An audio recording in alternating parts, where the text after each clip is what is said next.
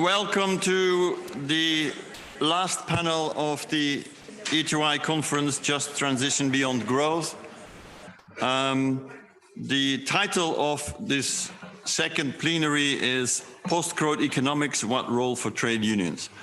I just come from the panel on alliances, where actually we had a bit of the same discussion on what kind of alliances, but in this plenary session here today, I would like to really concentrate on one of the main actors, which of course the actor which is organizing this whole event. So on the trade unions, what kind of role, what's the role that they have to play, and how actually can they connect to the new post-growth, degrowth, whatever we call it, movement. Now, I followed the first day online as far as I could, because of course I cannot cut myself in three to go to the different panels, but I found it very interesting the first day, but also a bit too hunky-dory, if you understand, a bit too, yes, it's all fine, it's nice, we work together, we have the same narrative. And this plenary, therefore, will focus more on the contradictions, on differing opinions, on taboos, on political conflicts, trade-offs between, I think, the narratives of the social-ecological, the narrative on the social-ecological transition of the degrowth movement or post-growth movement, and those of the international trade union movement.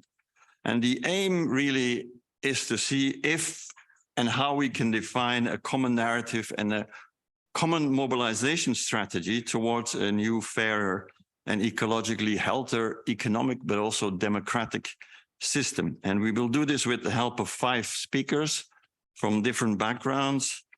I will start the discussion or the debate with one opening question that the speakers have already received from me in advance, so they are a bit prepared for the first question. I might follow up with a little follow-up question. They have about 7 to 8 minutes to answer 1 or potentially 2 questions. And I will try to then give them a possibility to react to each other, but hopefully we'll still have at least a lot of time, like 40 minutes or more, for discussion with the audience. I'm going to start with, we have actually 3 people here physically present and 2 people online. I'm going to start with one of our online guests, that's Georgios Kallis. I hope we can bring him up.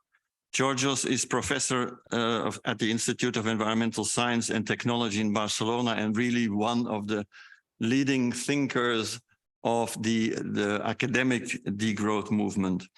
And for Georgios, I had actually a very general question to start him off, which is, what does he see as the main challenge for the degrowth movement to find a common narrative with the international trade union movement? Very general, but like that, we can probably launch this conversation. Georgios, the floor is yours.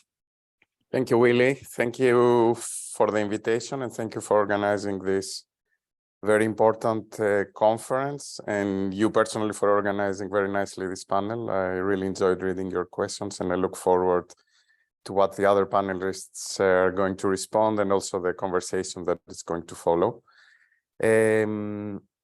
So what are the main obstacles? I mean, we can start with a positional obstacle, that when we talk about the degrowth movement, we are talking about a movement that, or community, I prefer the word community, because I think we should use the word movement a little bit more sparely, given especially the weaknesses of progressive movements right now. So I would expect us to build more muscle and numbers before we call ourselves a movement. So I would prefer to call degrowth, the people of like myself that work on degrowth, as a community for the time being.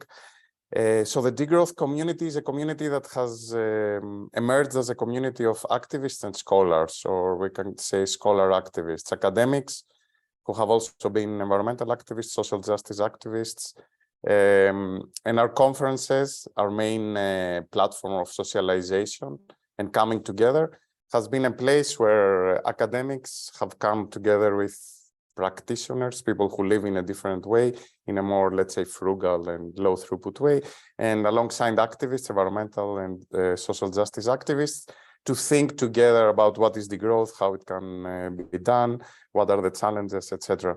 So up to now, our constitution, I would say, creates a sort of distance from the trade union movement, wrongly, in my view, in the sense that a lot of the people are young people, let's say, of the largely defined precariat, who are either activists in NGOs or postdocs in the university or PhD students. Some of them, a few of them, like myself, have the privilege to be tenured professors, but very few, I would say, a very large minority of the community. So by the constitution, this community is not a community that it's a regular workforce, that it's unionized and participates in union activities of its job. And on top of that, we have the general weakening of unionization and the general weakening of participation in union struggles. So myself too, I am part of the union, of course, in the university, but I'm not actively involved in union politics, and I recognize that as a weakness. But the way academic life has evolved makes it very difficult for us to devote the necessary time also for our union organizing. So that creates a first distance, that it's like a self-critique and it is a criticism. Now, this has been changing. I mean, we see increasingly battles and organizing of precarious academics, for example, in the UK, but increasingly also in Europe, because the things are going worse and worse. And there is a lot of more organizing at the workplace, which for many of us in the degrowth community is the university, for demanding better conditions. And in that sense, we become also more aware of our role as workers, not only intellectual producers, but also workers in a working struggle, which I think brings us closer to the trade union movement. And I think that's a very important process. But again, it is a process that faces the broader challenges of how to unionize and put in a sort of workforce the very large precariat, and how also to create time and opportunities for those of us who have permanent jobs to devote the time that it's necessary for union organizing, and in this way become part of the trade union movement. Now, again, I can approach your question in a different way and say, what is the difficulty for any of us as workers, including us in the degrowth community, but also people who are organized in trade unions and work in manual work? What is our problems with embracing degrowth? And I put myself in that because one part is the intellectual production, and it is also, I think, the acknowledgement that many trade union organizers or members that they are participating in this conference, the awareness that we all have, otherwise we wouldn't be here, no? That something needs to be done and that continuous capitalist growth is a problem. One thing is the awareness, the other is the action. And the action is much more difficult because each one of us in our workplace and in our work environment are tied and dependent on a capitalist growth economy that, in order to not collapse, has to keep growing.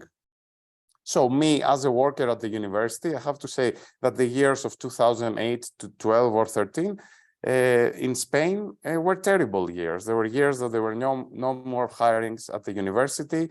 Most of my friends from the degrowth community who are postdocs and looking for a job, they didn't have any opportunity to get even small contracts.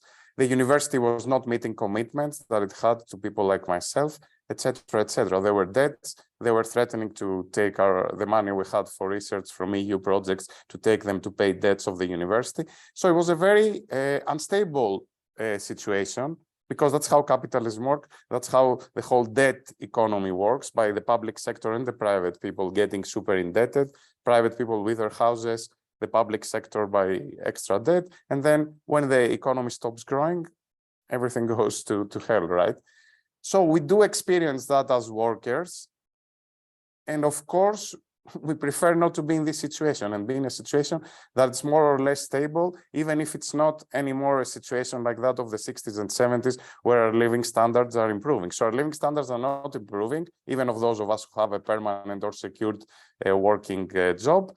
They are getting worse, but at least there is some stability compared to the period of recession. So to the extent that we experience lack of growth in growth economies as recession, there is an inbuilt incentive not to want this period and to especially those who are not familiar with the climate crisis, the problems of capitalist growth, to say, I don't want to hear about that, I have enough problems, let it be as it is, at least the economy has to be stable and grow.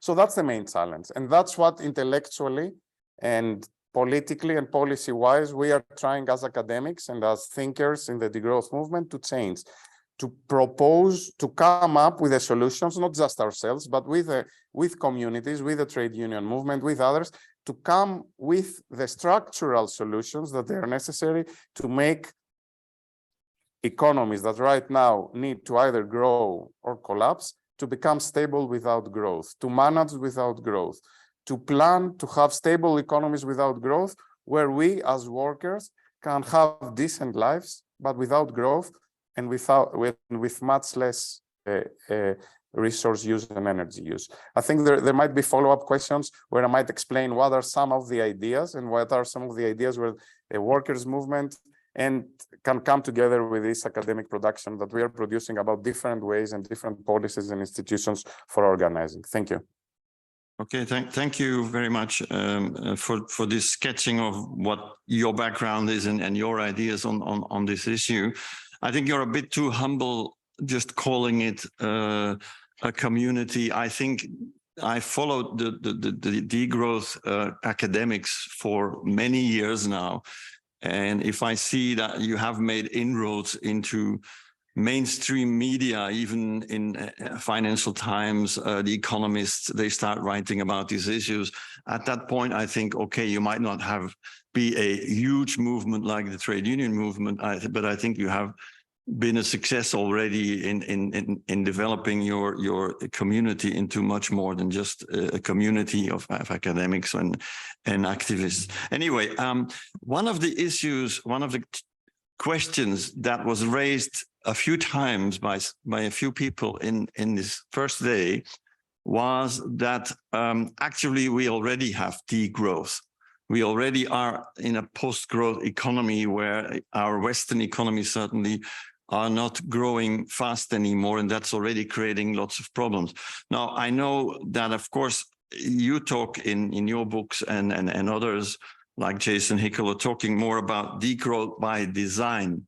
So basically what I call planned degrowth or managed degrowth. And I think it would be interesting to give us, like, if possible, in 2-3 minutes, an idea of what that means in terms also of the place of trade unions.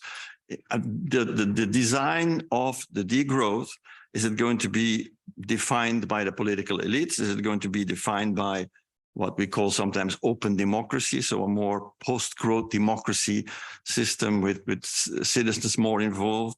And what is the place then of trade unions in a planned or managed degrowth?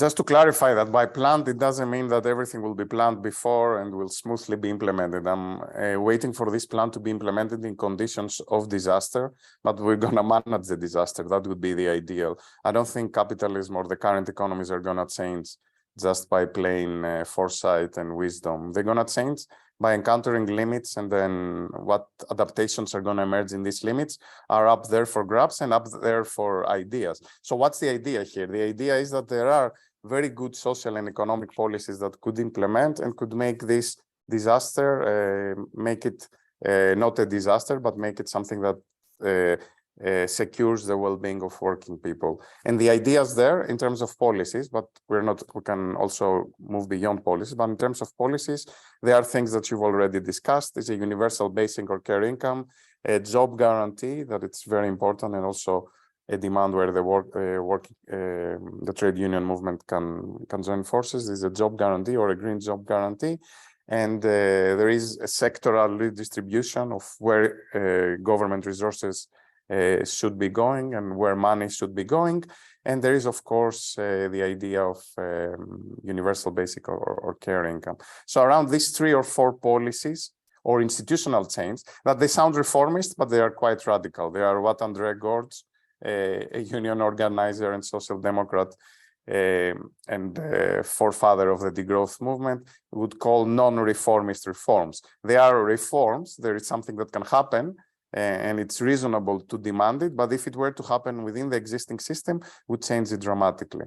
How these changes will come about? They will come the way big changes have always come about, the way the welfare state come about, which was by social organizing, by different factions of the population coming together, organizing, protesting, demanding, getting political expression, and then by getting this political expression, bringing institutional change.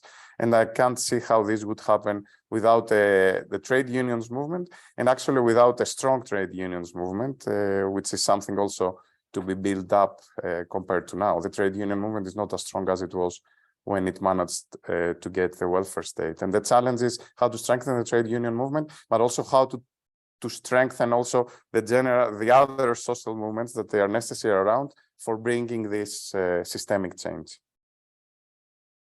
Thank you very much, Georgios. I think we'll come back to that later when we go to Ludovic from the E2C.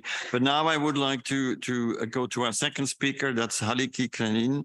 She is a researcher at the University of Münster. She is working on a particular project, I think, that she would like to say something about. But my question to her is that I read from her an article that she published in April, I think, of this year, which was kind of an interesting analysis of the narratives, the evolving narratives of the German trade unions on the social-ecological transition. And I would like to hear in a few words, in a few minutes, what were her main conclusions, and I'll come probably with a second question after that. So, Haliki. Does it work? Yeah. First of all, yeah, thank you so much for inviting me here. And it's a real honor to be on such a distinguished panel, but also with Nora Rätsel just across from me. Yeah, I'm looking forward to all the discussions. I'm a postdoctoral researcher on the EU 1.5 degree lifestyles project, where we have a really interesting work package coming up on a post-growth welfare state, basically. So I just wanted to mention that, so you can find us and kind of stay in touch with us about that. Okay, yeah, and thank you for already kind of introducing the paper that we wrote. We analyzed trade union narratives, basically on work and the good life, and also the environment. But I have to mention that even though we do find an increase in sort of new narratives about the good life that go more in the direction of sort of the change that we want to see. Narratives, of course, alone are not enough to change material reality. And I think that's a key point to keep in mind, that trade unions or workers don't necessarily always have the material power to change the economic system. And that especially in this sort of new globalized world where states have lost power and, yeah, of course, workers have lost power, maybe we don't have the same power to change the system. And especially in our economic system, worker welfare, or in general societal welfare. A bit closer. Yeah, is that better? Okay, I thought I was really close already, but now I'm closer. So basically, in our economic system, welfare is tied to paid labor and full-time work. And this is also why we need this kind of ever-expanding economic system to keep unemployment at bay. And I think there's been a couple of different sessions on that as well. And this means that, of course, if you or your family's material welfare is directly threatened, you will stand up for your family and your kind of welfare. So I think that's a key point also for understanding why transition hasn't come about or how it could come about. And there was a short caveat about narratives. An important outcome of our paper, but also which has been reflected in previous research also by Nora, is that trade unions are really heterogeneous, actually. And there's different ways that trade unions are facing the multiple crises, which depend on many things, on union orientation, membership, but also the government context, the history of the union itself, their internal organizing, and so on. And I think another question was whether trade unions are already embracing post-growth policies.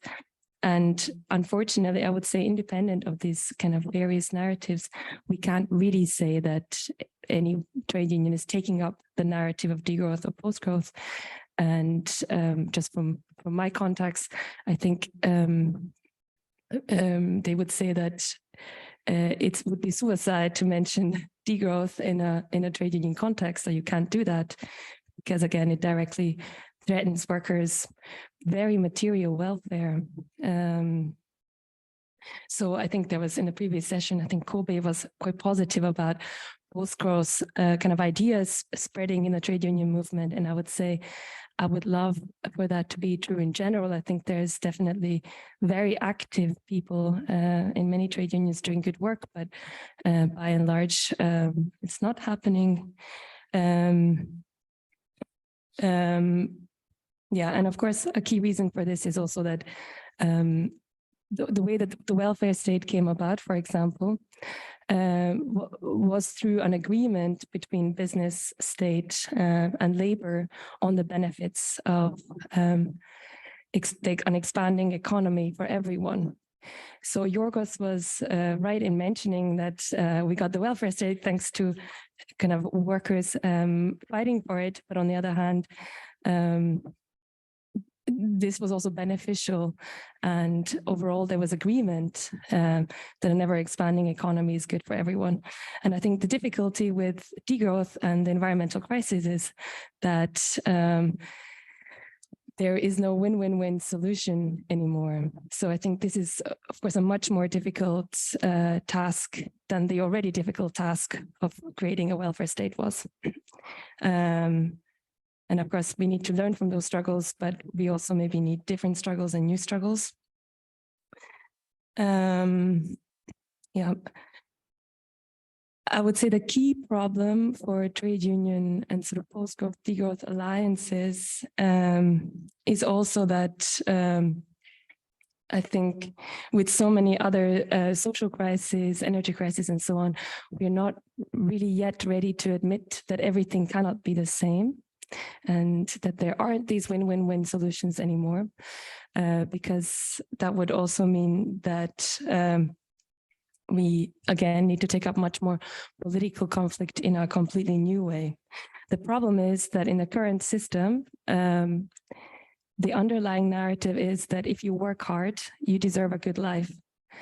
And this has been the narrative for a very long time. And it's one of the reasons why trade unions have been successful, in that they've been able to argue, look, our workers have done this and this much work, and they're so productive, and this is why they deserve better wages. And the new narrative that we need is that everyone deserves to have a good life, independent of work, because we actually need to reduce the amount that we produce, and therefore we need to reduce work as a whole. And this is a very difficult narrative for trade unions to take up, because it counteracts this basic agreement that you deserve to have a good life if you work hard. And if you don't have that narrative, then how do you kind of talk to businesses and fight for better wages? Yeah, is it okay? Then I stop here and I pass it on. I think we stop there for now. I'll come back to you later. I think it's quite interesting that you point out the difficulties that actually trade unions are struggling with in kind of taking on this post-growth challenges. And now actually I would like to go to Aurore Lalux. She's French MEP for the S&D group in the European Parliament. And of course, therefore, more working in not in trade unions, but on the political side. And I forgot to tell you, for those of you who don't know online, or there is an interpretation also here, interpretation English and French. So if you need interpretation, because Aurore will certainly speak in French, I suppose, Aurore. So make sure you have the necessary equipment, which I think you could get outside, but I don't know if everybody took that. I hope you have been. It's there. Okay, it's here. Good. So Aurore, I give you the floor with my first question. I mean, not only trade unions are struggling with this post-growth or degrowth challenge, but also many progressive parties apparently have a problem now that we have seen the social and energy security issues, the cost of living challenges in society. And I've seen that some of them, of the social democrat parties, are really returning to a kind of growth mantra that we heard for a long time from all traditional parties, but where I thought social democrats had already gone beyond that. But I see a return. If I look at the UK, in the UK party, in the UK, the Labour Party, I look at Finland, the Social Democratic Party, who is in power.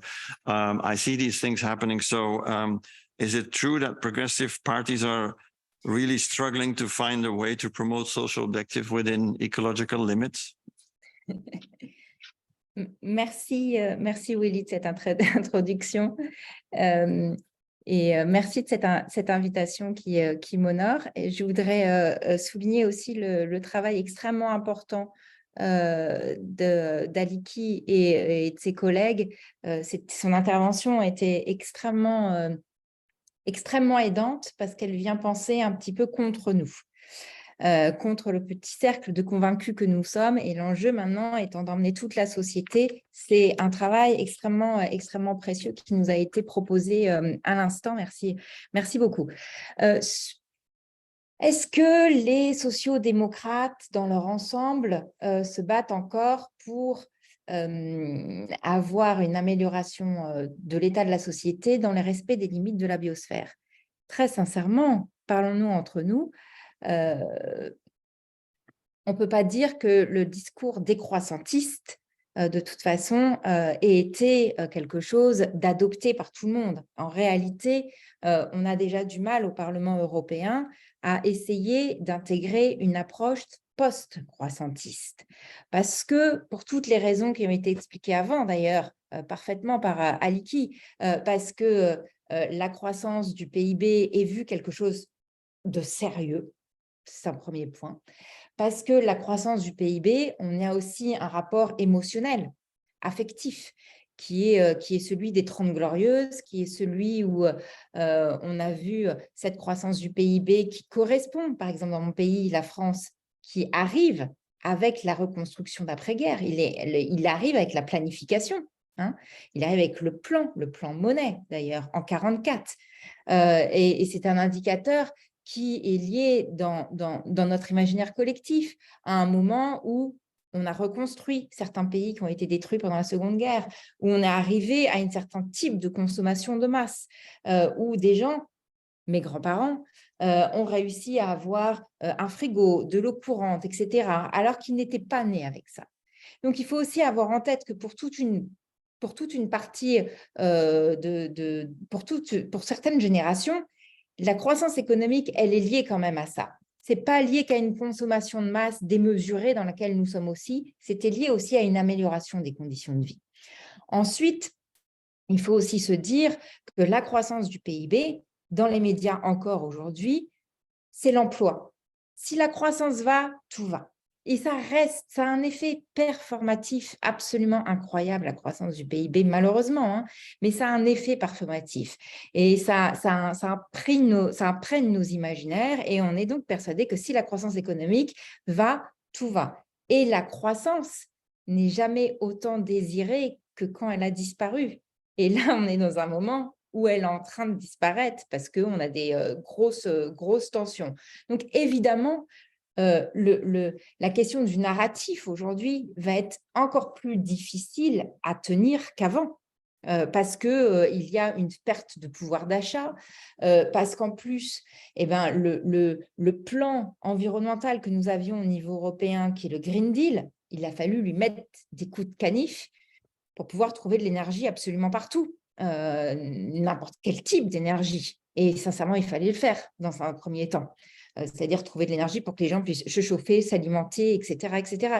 Et on n'avait pas trop le choix, mais ça a mis un coup de canif. Et en même temps, ça a aussi fait prendre conscience de la nécessité d'être indépendant d'un point de vue énergétique et que les énergies fossiles, à commencer par le gaz, nous ont mis dans une problématique absolument effroyable d'un point de vue géopolitique, mais aussi d'un point de vue social. Et en fait, c'est peut-être là-dessus d'ailleurs qu'il faudrait qu'on capitalise. Moi, je me rappelle que quand j'avais des propos anti-gaz au Parlement européen, mes collègues me répondaient que j'étais antisociale. Alors qu'on est en train de se rendre compte que la façon dont on s'est mis en dépendance vis-à-vis du gaz a eu un impact social absolument terrible. Aujourd'hui, sur les factures d'électricité de tout le monde, va avoir un impact économique terrible pour les entreprises, va avoir un impact social terrible parce que certaines entreprises vont être à l'arrêt. Donc, il faudrait aussi qu'on arrive à faire en sorte, pas uniquement de se dire qu'on a raison, parce qu'on est tous persuadés qu'on a raison et qu'on partage certaines idées, mais qu'on arrive à embarquer le reste de la société. Et pour pouvoir embarquer le reste de la société, c'est là où effectivement que ça devient beaucoup plus compliqué et tous les narratifs vont être utiles. Et je pense qu'il y en a plusieurs à tenter d'explorer. C'est très utile qu'on ait une frange de la société qui continue à parler du débat, qui continue à utiliser le terme de degrowth. Moi, je ne l'utilise pas. Je parle toujours de post-growth, jamais de degrowth. Mais c'est très utile parce que ça pousse une partie de la société à avoir ce débat. Mais il faut aussi qu'on arrive à renouer avec un discours qui est celui du discours, à mon sens, du progrès social et du plaisir. Parce que quelque part, la difficulté du discours que l'on tient, c'est quoi? C'est que c'est souvent vu comme quelque chose de négatif. Et les mots, de toute façon, le sont quelque part décroître, même si en fait c'est positif. Mais le terme, on ne peut rien y faire, il est négatif. Sobriété, etc., etc. Il faut qu'on soit en capacité, à mon sens, si on veut embarquer tout le monde, de renouer avec le progrès social. Montrer en quoi c'est la transition écologique, et ce sera dur, hein, quand même, hein, et ça aussi, il faut le dire, mais pourquoi tout de suite, on peut sécuriser les revenus? Comment on va pouvoir avoir peut-être une qualité de l'emploi, même si ce n'est pas encore le cas d'ailleurs dans le cas de l'écologie, mais meilleure, à renouer aussi avec un discours de plaisir. En fait, ne pas dire que la post-croissance ou la transition écologique, ça va être uniquement quelque chose où on va s'ennuyer, où tous les plaisirs seront interdits. Mais ça, c'est d'ailleurs un problème qui n'est pas lié qu'à la question de la post-croissance, qui est lié à l'ensemble de la gauche, en règle générale, qui a du mal à renouer avec un discours de plaisir. Et je trouve que c'est dommage parce que finalement, on le laisse à une frange de la droite qui est en train de dire que l'ensemble des sociodémocrates et des écologistes, regardez, qu'est-ce qu'ils sont chiants, ils veulent nous interdire tout. Il faut qu'on soit en capacité de nous dire, bah non, en fait, c'est pas vrai. Et de porter un discours je trouve un peu plus positif. Et j'ai trouvé que les propos récents de Paul Magnette, que vous connaissez bien ici, étaient extrêmement intéressants en ce sens, où on voyait la volonté de créer justement, d'avoir un discours un peu plus épicurien. Voilà. Et je trouve qu'il faut qu'on aille là-dessus aussi pour être en capacité d'emporter tout le monde, de montrer que nous sommes dans le sérieux, et d'une part, et que nous sommes aussi dans un discours qui va protéger les gens et qui va renouer avec l'idée de progrès social. Et là, je vais peut-être dire quelques éléments là-dessus. Ça peut être, par exemple, la garantie de l'emploi, ce genre de choses que je défends au Parlement européen et qui est une vieille idée. Hein, ce n'est pas une idée nouvelle. Hein. La garantie de l'emploi, c'est Minsky. Minsky, c'est un post-keynésien. La planification, même chose. La planification, ce n'est pas nouveau. C'est la planification dans mon pays, en France, c'était 44.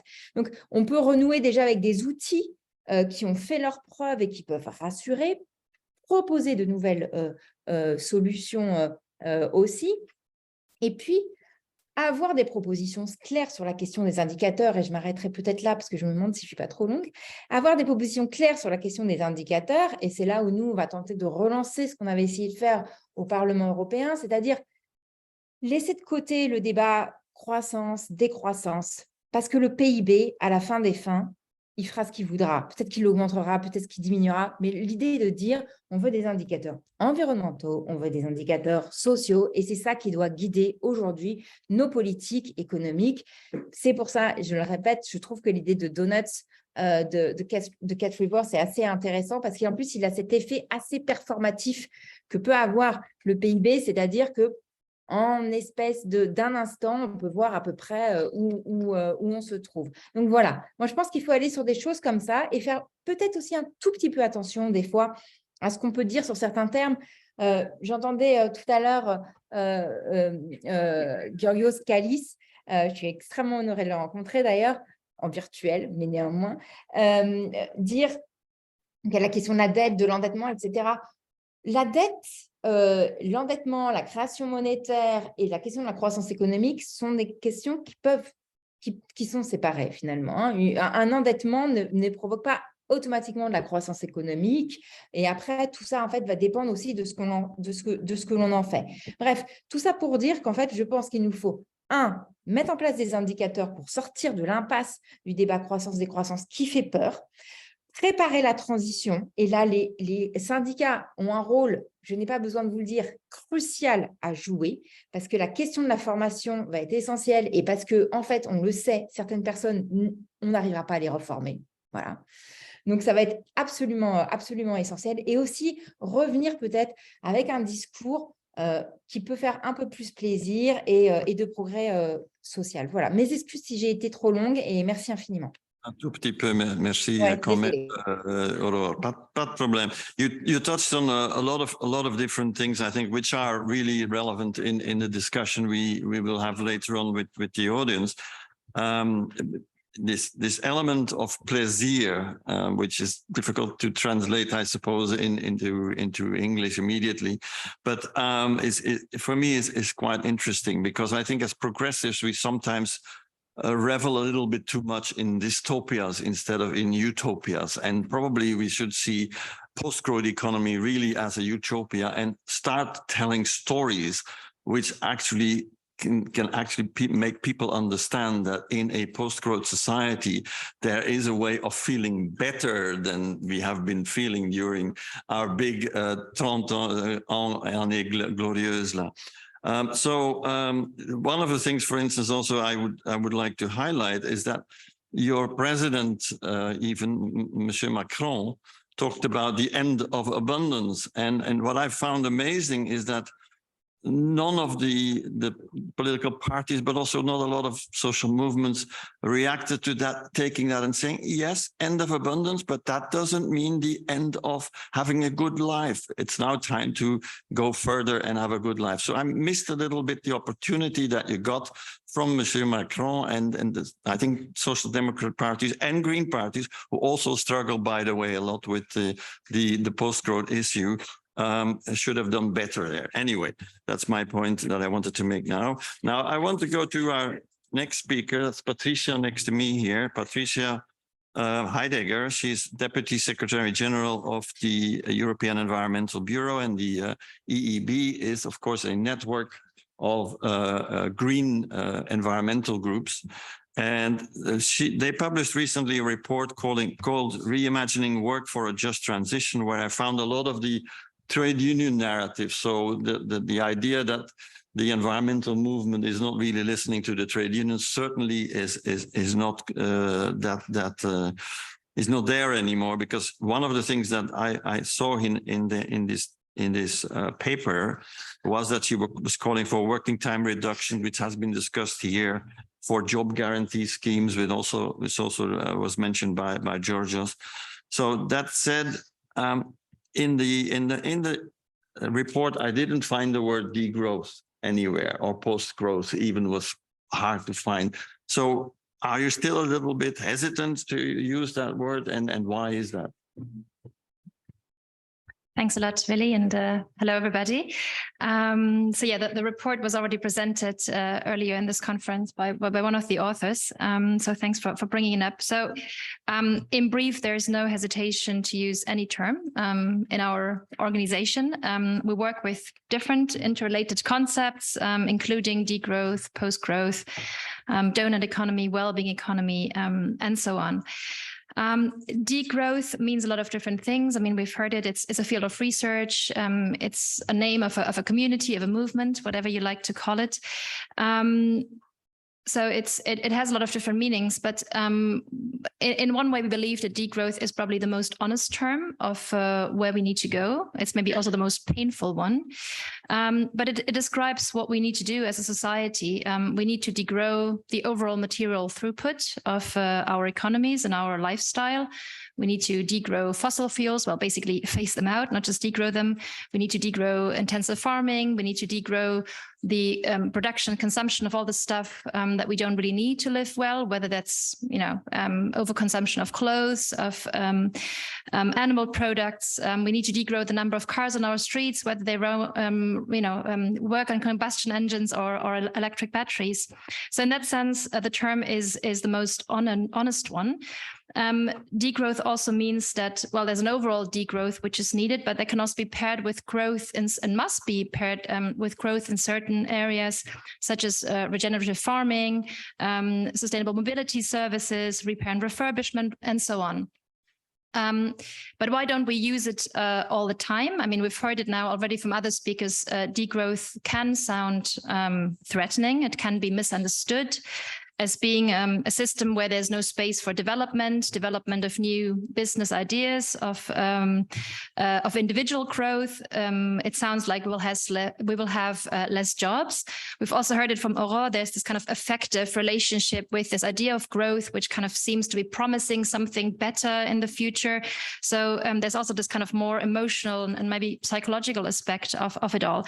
What we want to do is we want to convince people that we need a new economic model where everybody's well-being is put at the forefront, a new economic model where people on planet are put over profits. And this is, and you just summarized it, Willy, this is all about creating a positive narrative, and there is a very powerful story in that promise of a good life, even of a pleasurable life, as Aurore has mentioned.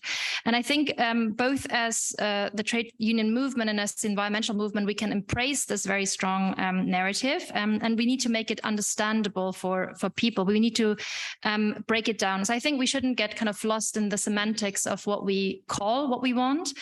Maybe some people prefer to talk about parameters. They want to talk about indicators. Maybe for them, degrowth or the doughnut economy works better.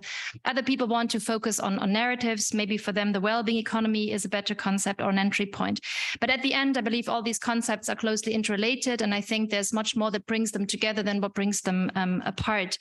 So I think we need to work on what we all agree on, that we want a good life for all, well-being for all in an equitable society, but also one that stays within the physical and material boundaries of our planet.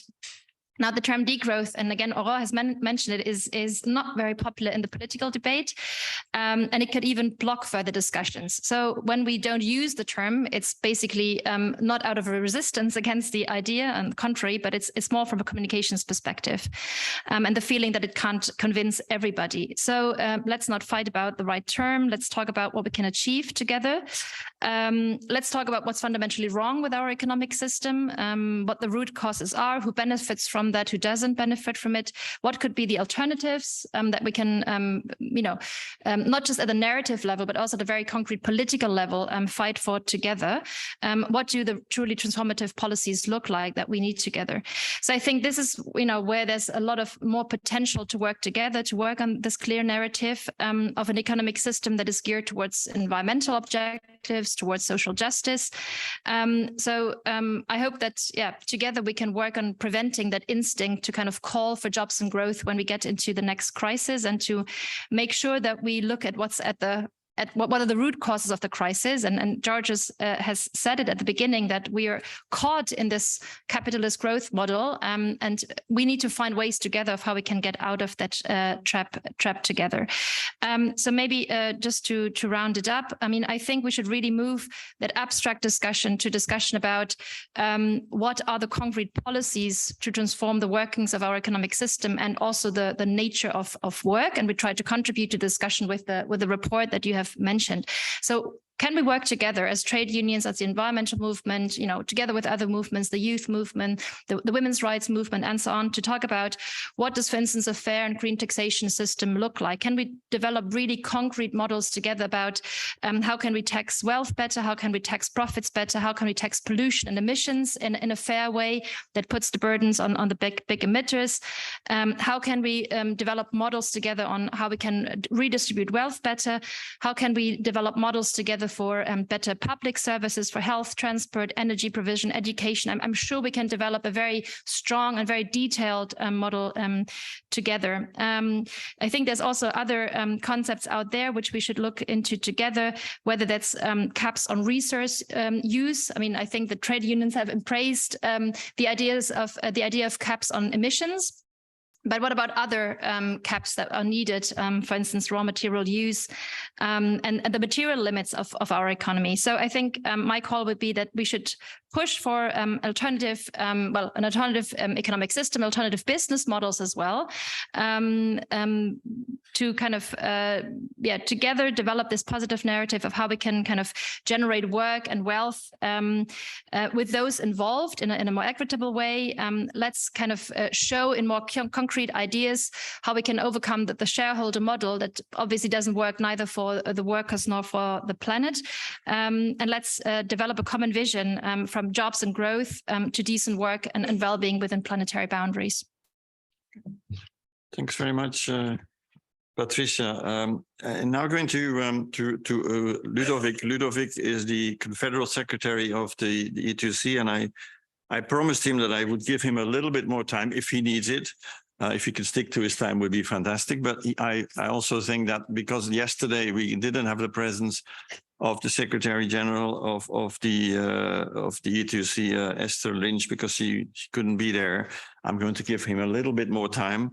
The thing is that we've seen, Ludo, that in the recent years, or in the last, I would say 10, 15 years, the trade union movement has really taken on the social-ecological challenge and has even made it one of its top priorities with the just transition narrative.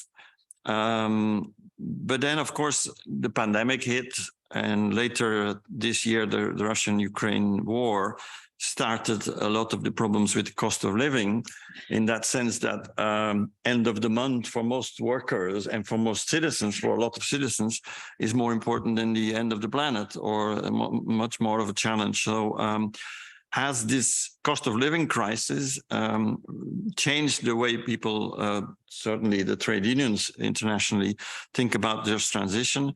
And how has it changed your views also on the growth versus degrowth debate?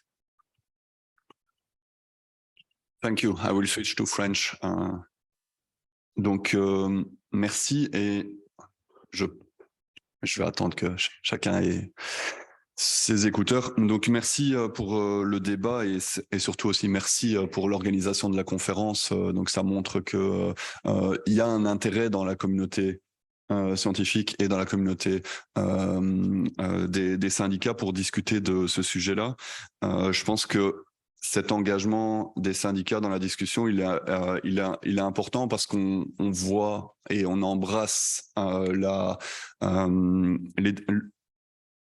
l'engagement de avoir besoin d'une planète dans laquelle on peut vivre avec un agenda du travail décent, et que la discussion sur la croissance qu'on a pu avoir dans les 30 Glorieuses, où il y avait une répartition, comme ça a pu être présenté, en partie des fruits de la valeur ajoutée entre les employeurs et les travailleurs. On voit très bien depuis quelques décennies qu'il n'y a plus de répartition réelle de ces fruits et que la croissance, elle n'augmente, quand elle augmente, elle n'augmente que les profits des entreprises et très marginalement la qualité de la vie des travailleurs qui sont dans ces secteurs-là. J'en veux pour preuve la réduction de la part des salaires dans le PIB lui-même. Donc, en quelques décennies, les chiffres montrent qu'on est passé de 65% à 55% du PIB qui allait au salaire, et que dans le même moment, on est passé de 35 à 45% pour le capital. Donc, en fait, je vois très peu dans le mouvement syndical d'ayatollahs de la croissance qui se disent que la croissance pourrait tout résoudre. C'est vrai qu'il peut y avoir la pression à avoir des accords pour sécuriser des emplois, et ça c'est tout à fait logique pour un mouvement qui est un contre-pouvoir et qui n'est pas lui-même le pouvoir qui dicte les mesures. Donc cette pression, elle existe évidemment dans les secteurs et dans les pays quand on discute de la répartition, mais il est tout à fait concevable aussi de limiter ces 45% du PIB qui vont vers le capital avec un agenda qui serait une amélioration de la condition de vie des travailleurs qui produisent cette richesse et des communautés autour d'elles. Et donc, quand je parle des travailleurs, je ne parle pas seulement de ceux qui sont en emploi, je parle aussi de ceux qui en attendent un ou qui ont passé toute leur vie à le faire, qui sont retraités, ou ceux qui sont sans emploi. Donc, quand je prends le concept de travailleur, c'est évidemment toute la population qui est en âge actif de pouvoir travailler. Et donc, il est tout à fait concevable d'avoir un agenda qui améliore ses conditions de vie sans avoir un discours qui va falloir moins bien vivre. Et donc là, c'est évidemment les hésitations qu'il peut y avoir dans le mouvement syndical sur la question de la décroissance ou de la post-croissance, mais on est évidemment ouvert à la discussion. Et donc cet agenda, si on amène cette discussion comme un agenda de la lutte contre les inégalités, qui est ce que le mouvement syndical a quand même porté depuis sa création. Et c'est le mouvement qui a été le plus en capacité de peser pour la lutte contre les inégalités dans nos pays et qui a pu amener des résultats, même si on est sur un reflux, certainement, vu qu'il y a l'augmentation des inégalités qui est assez fort. On le voit évidemment avec la crise du coût de la vie qu'on vit aujourd'hui, où sur le dernier trimestre, les profits sont phénoménaux pour les grosses entreprises, essentiellement dans le secteur évidemment de l'énergie, mais également dans d'autres secteurs, où on voit que Total ou BP font 700 € de profit par seconde. Et 700 €, c'est souvent plus qu'un salaire dans beaucoup de pays européens. Ou en quelques secondes, vous faites de toute façon, c'est 700 € par seconde. En quelques secondes, c'est le salaire de tous les travailleurs européens. Donc, on voit que la situation dans laquelle on est, le problème, c'est pas les salaires, c'est pas les besoins et les envies des travailleurs d'accéder à des salaires décents. Et ça me fait dire que du coup, la réponse des syndicats à vouloir avoir des augmentations de salaire dans la situation actuelle, elle est juste aussi normale parce que il y a un appauvrissement de la majorité de la population dans la situation dans laquelle on est, mais aussi et surtout parce que 1 € qu'on mettra dans les salaires, quand on voit l'empreinte carbone des plus riches et l'empreinte carbone des travailleurs, 1 € qui arrivera vers un travailleur, c'est moins d'euros qui ira en émissions de CO2. Donc, je pense que amener la discussion sur des inégalités, pas seulement comme on a l'habitude de le faire par la question sociale, mais aussi sur la question climatique, est fondamental parce que les 1% des plus riches, et là j'aimerais commenter aussi ce qui a été dit hier, parce que j'entendais dans le débat introductif, les 1% les plus riches, si on regarde au niveau mondial, on fait partie des 1%. Ou les 10% les plus riches, si on regarde au niveau mondial, la population européenne fait partie des 10%. Je pense que c'est pas un discours très mobilisateur. Mais et j'ai pas envie qu'on se voile la face non plus, mais je trouve qu'il faut approfondir cette discussion-là. Il est clair que le niveau de vie des travailleurs européens est au-dessus des travailleurs du sud global. Mais si on va dans le détail, on est sur également, quand on regarde les émissions, le vrai problème, il est... Donc, ne prenez pas le vrai problème comme c'est la seule chose qu'on doit changer. Mais le vrai problème, il est dans la surconsommation et dans la consommation excessive des plus riches, alors que la consommation des travailleurs européens en émissions de CO2, la réduction de ces émissions, elle est atteignable. C'est quelque chose de possible. Alors que le niveau d'émissions des plus riches au niveau européen, c'est impossible de juste réduire ça par des avancements technologiques. C'est impossible de réduire ça par l'efficacité énergétique ou par les économies d'énergie. Il y a une vraie discussion dans la consommation des plus riches sur la question de la limitation des émissions. Alors que pour la population en général, toutes les améliorations qu'on va faire en économie d'énergie, en efficacité énergétique et en économie circulaire, et en investissement pour trouver des processus de production qui décarbonent, par exemple, le ciment, l'alimentation, le ciment, l'aluminium, l'acier, va mener à des réductions d'émissions de CO2 pour la majorité de la population. Et j'en veux pour preuve, du coup, le fait que les 1% les plus riches en Europe consomment 7 fois plus que les 90% les plus pauvres. Et ce chiffre-là, on pourrait se dire, oui, mais les 1%, c'est énorme et les autres, c'est quand même important qu'il faut les décarboner. Oui, il faut les décarboner, mais les chiffres, c'est aussi que depuis 25 ans, la consommation des 90% les plus pauvres en Europe, elle a diminué. Pardon, pas la consommation, l'empreinte carbone en CO2 de la population la plus pauvre.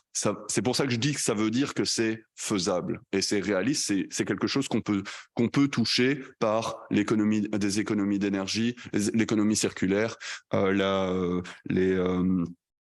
les améliorations qu'on peut amener dans les processus de production. Je pense que c'est du coup un discours beaucoup plus mobilisateur de se dire, on a devant nous une transition qui est souhaitable, parce que ça, c'est aussi la question du narratif. Dès lors, on a une transition qui est souhaitable. Elle est souhaitable pour beaucoup de raisons. Les 400 000 morts par an en Europe de la pollution. Je veux dire, ça veut dire que dans toutes les familles, il y a des gens qui meurent un peu partout en Europe à cause de la pollution industrielle. Donc évidemment qu'un agenda de dépollution est un agenda mobilisateur, mais pas seulement le débat sur la pollution évidemment, mais tous les accidents du travail qu'on peut avoir dans les énergies extractives.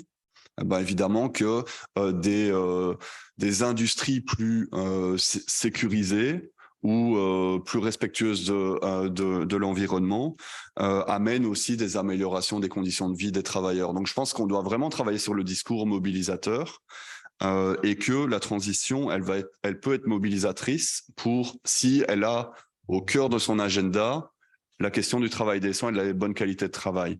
Et là, c'est un des gros défis avec la discussion sur la croissance ou la décroissance, c'est que les emplois dans lesquels les syndicats ont réussi à sécuriser les meilleures conditions de salaire, les meilleures conditions de santé et de sécurité, sont les emplois qui sont les plus polluants aujourd'hui. Donc s'il faut les décarboner et dire ces emplois doivent disparaître, il est clair que dans les mines à charbon, elles doivent disparaître, mais les emplois dans l'industrie du ciment, dans l'industrie de l'acier et de l'aluminium, pour ne prendre que ces exemples-là, et même toutes les industries liées à l'utilisation d'énergie, comme le transport, l'agriculture, etc., on doit les décarboner, mais avec un agenda de travail décent. Si, au final, la transition, ça veut dire des nouveaux emplois verts, dans des secteurs où on est payé la moitié de ce qu'on était payé dans les secteurs où on a réussi, dans les secteurs qui sont polluants, alors on va pas gagner la transition, on va pas gagner le narratif de la transition. Et si ces emplois, justement, on n'arrive pas à les décarboner ici en Europe avec un agenda vert et ambitieux, ces emplois, ils vont juste être délocalisés, comme on l'a vu dans la phase de la mondialisation. Mais pire que la phase de la mondialisation, c'est que la phase de la mondialisation était évidemment dictée par l'envie de profit des entreprises qui voulaient délocaliser. Ici, on aurait des pertes d'emplois au nom d'un agenda qu'on aurait décidé sociétalement. Donc, on a une responsabilité encore plus forte si cette décarbonation, on la décide sociétalement.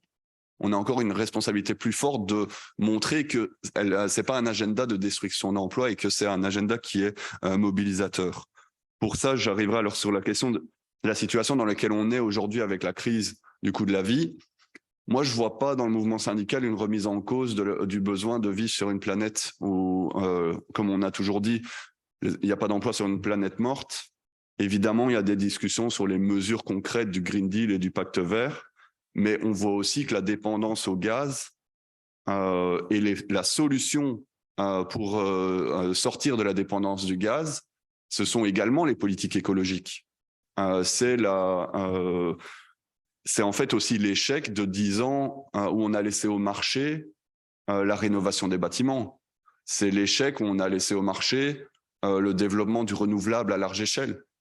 Et donc, la réponse pour la décarbonation, elle est en partie de montrer où est-ce qu'on va aller pour être neutre en carbone en 2050. Mais la réponse à la dépendance au prix du gaz, elle est aussi par les politiques climatiques et énergétiques. Mais la difficulté, c'est que chaque renforcement de l'ambition climatique ou énergétique est un défi social parce que dès qu'on va augmenter le pourcentage qu'on va devoir réduire, si on va plus vite dans la décarbonation, le défi social, il est plus important. Et donc là, je trouvais aussi intéressant les discussions sur le besoin d'avoir des politiques socio-écologiques et pas seulement des politiques de compensation, de compensation sociale des politiques climatiques.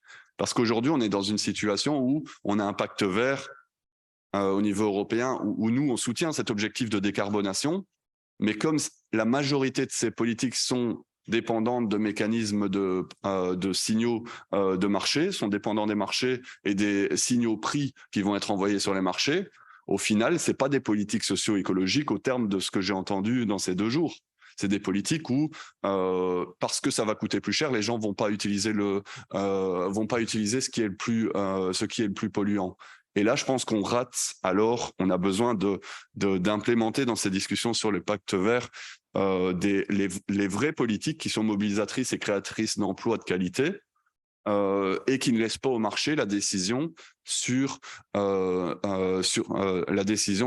est-ce qu'on va aller. Je prends l'exemple, juste peut-être pour conclure, alors des véhicules électriques. On aura en 2035 l'interdiction des véhicules à combustion interne. Très bien, politiquement, au niveau climatique, ça a certainement un sens. Socialement parlant, et en termes d'impact dans le monde du travail, ça va avoir un impact important si les bonnes décisions ne sont pas prises. Parce que le passage aux véhicules électriques, ça veut dire moins besoin de travailleurs dans ces secteurs-là, et peut-être même l'accélération des inégalités Est-Ouest en Europe, dans le sens où il pourrait y avoir reconcentration de la production de voitures sur l'Allemagne, avec très peu de réseaux de sous-traitance qui sont des parts de l'industrie importante en Roumanie, en Italie et dans ces pays-là. Donc, à partir de ce moment-là, si les transformations qu'on implémente veulent dire détérioration des conditions de travail, reconcentration et augmentation des inégalités dans le monde du travail, et désertification des régions desquelles on parle, alors on ne va pas réussir la transition parce que il est tout à fait possible d'aller à la neutralité carbone sans transition juste, mais le problème c'est que les gens vont tourner leur dos à la transition juste, à la transition si elle n'est pas juste. On voit déjà que dans pas mal de pays, beaucoup de gouvernements vont commencer à se former sur une base très à droite, voire d'extrême droite. Et ils arrivent de plus en plus à parler aux travailleurs parce que les travailleurs voient très bien que la transition n'est pas juste, que ce qui est mis en place n'est pas de la transition juste. Et donc, au niveau des syndicats européens, il n'y a aucun doute que notre responsabilité nous oblige à trouver les solutions qui respectent tant la question sociale que la question écologique.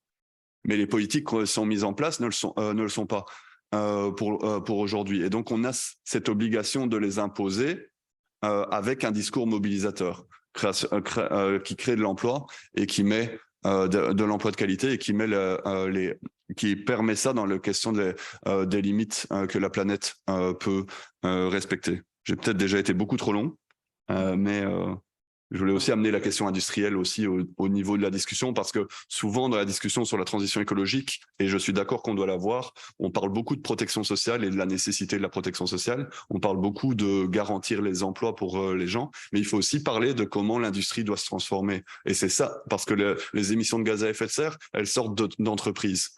Et dans les entreprises, les syndicats peuvent être forts. Et donc, si on veut décarboner, On doit d'abord dire aussi ces industries à quoi elles vont ressembler, quels emplois on va avoir demain. Et évidemment que la protection sociale, les services publics sont des très grandes priorités pour le mouvement syndical, mais on ne peut pas les isoler de cette discussion sur la décarbonation concrète dans les entreprises. Et pour conclure alors, ce qui est positif, c'est qu'on a nos syndicats qui justement avancent là-dedans. Il y a, par exemple, il y a 2 jours, nos syndicats en Pologne qui ont signé avec le gouvernement et la Commission européenne la fermeture des mines à charbon. C'est difficile. C'est une discussion très difficile là-bas parce qu'il y a très peu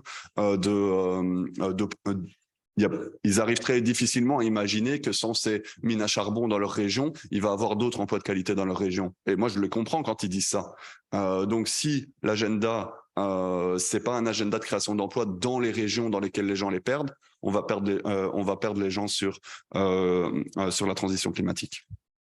Okay, thank you very much, Ludovic. I think you've given me an excellent pass to talk in terms of football, which is now, of course, with the World Championship very much in focus, to come to something which I said at the beginning. At the beginning, I said that I wanted to focus this debate on what is controversial between us, what is conflictual between us.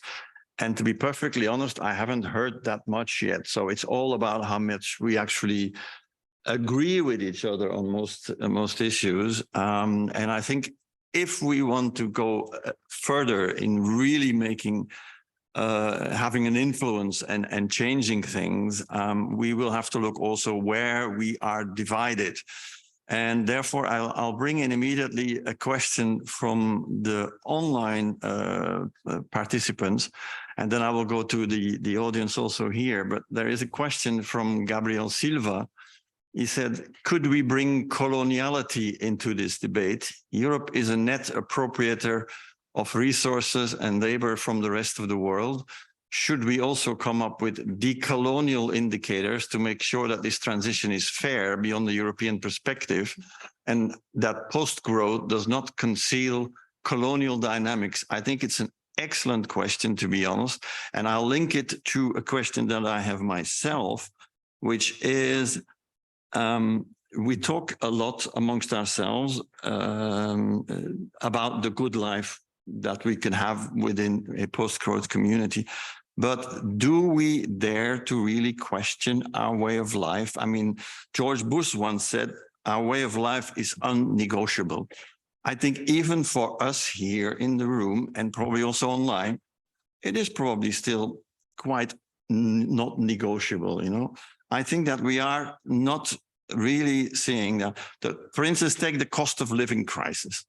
The cost of living crisis is a luxury crisis for those people in the South who are actually already seeing the worst effects of the climate emergency. Okay, your inflation, you have a problem with inflation. We have a problem with survival here in the South. So could we actually also concentrate on that perspective? And another perspective, which I missed a little bit in the debate, and that's also because, of course, trade unions are very much into the area of market-oriented work or market work as part of the market or the economy. But there is also the feminist debate where you could say, you know, a lot of what we're missing is the non-market work that is being done mostly by women still, unfortunately. So this perspective we need to get, I think, also in our debates about post-growth. Just 2 things, I think the coloniality and maybe the feminist debate on the non-market work, if you could really think about that, and each of you can react to that for a few minutes, and then I'll go to the audience for other questions. Patricia, you can start. Yeah, thanks a lot. I think that's really an excellent question. I mean, maybe just to kind of recall ourselves that, as Europe, we are the continent which is most dependent on raw materials. We're the continent most dependent on energy imports, more than any other part of the world. And indeed, that has, is linked to our colonial history, and it's something that we're not so far addressing enough. So in that sense, the question is excellent. I think there was the question was linked to the question of colonial indicators. So I think I was just thinking about one example. The European Union has developed, I think, 100 indicators to measure whether we're progressing towards the 2030 agenda and the sustainable development goals. We've been criticizing these indicators because there's basically hardly any indicator that looks into how we kind of resource our raw materials, our labor from other parts of the world, and what that does to the other parts of the world, and whether that's sustainable or not. But there's one indicator which is meant to tell us something about how whether we're good global partners, international partners to the rest of the world. And the indicator is the volume of stuff that we import from least developed countries or developing countries. Meaning the indicator says the more stuff, let's say the more cheaply produced T-shirts we import from Bangladesh and Pakistan, the better global partners we are. And I think it's very revealing about how we still define how we understand trade, how we define success, and what we believe. I mean, it's about a belief system in kind of international trade. So I think that needs to change. And the European Green Deal, which has been mentioned, while it has brought some good, it has also brought some good to our global relationship. I mean, just last week, for instance, there was an agreement on a very important law on deforestation embedded in our value chains, which has been fought for very hard by many activists. But globally speaking, it pretty much ignores all the externalities that we produce. And it also ignores what a just transition means for the rest of the world. And yeah, you mentioned it, the so-called cost of living crisis, which I also think we shouldn't call cost of living crisis, but that's another argument, another item. But yeah, indeed, there's also a luxury problem attached. Just the other day, I mean, if we look into the news from other parts of the world, I mean, we are now buying up the energy that was meant to supply other parts of the world. So while countries like Pakistan have a problem importing LNG, which they depend on, because now it's going to Europe. Because of our failed policies in the past, and this not even covered really in our media. So while we're all, kind of focused on our cost of living crisis, we don't even see anymore what we're doing to the rest of the world. And it's the same approach with other resources that we import. There's still this overall and a very colonial belief that we have a right to the resources that other parts of the world have in their ground. So if we, for instance, look at the way we're currently framing the Critical Raw Materials Act in the EU, it's still very much about how can we secure access to resources in other parts of the world. So it's not at all kind of a degrowth, post-growth approach. It's all focused on how can we make sure that we can dig up the earth in other parts of the world, so that we can ultimately drive our electric vehicles and make the transition happening now. Well, so indeed, I believe that the whole discourse needs to open up much more to how we can contribute to a just transition worldwide, which at the moment, especially with the crisis at hand, is very much off the agenda.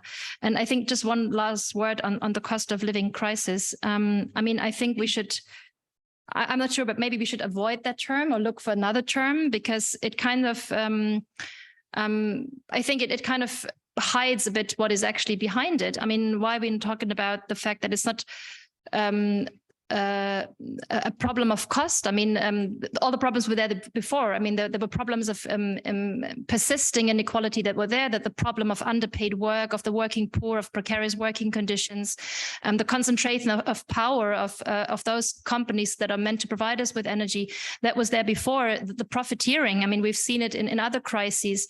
So, I mean, this is the crisis. The crisis is not just the cost of living, but there's something underlying which we're kind of sometimes masking with the terms that we're using.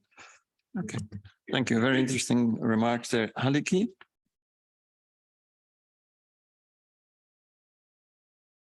Sorry, I would just add to what Patricia said. And I mean, I would actually argue that Ludovic, that your point is, you're still expecting win-win-win solutions for these workers in industries that are very much dependent on global South workers.